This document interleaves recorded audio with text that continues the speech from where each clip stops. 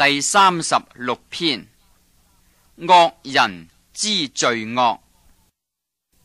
惡人的罪過，在他心裏說：我眼中不怕上帝。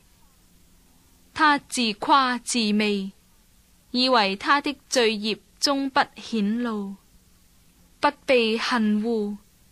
他口中的言語盡是罪孽詭詐。他與智慧善行已經斷絕。他在床上圖謀罪孽，定意行不善的道，不憎惡惡事。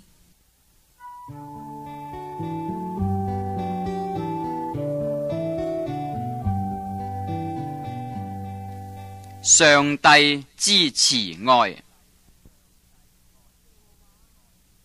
耶和華，你的慈愛上及諸天，你的信實達到穹蒼，你的公義好像高山，你的判斷如同深淵。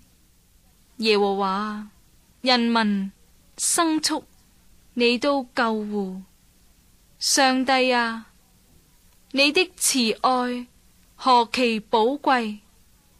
世人投靠在你翅膀的蔭下，他們必因你殿裏的肥甘得以飽足。你也必叫他們喝你落河的水，因為在你那裏有生命的源頭，在你的光中我們必得見光。願你常施慈愛給認識你的人，常以公義待心裏正直的人，不容驕傲人的腳踐踏我，不容兇惡人的手趕逐我。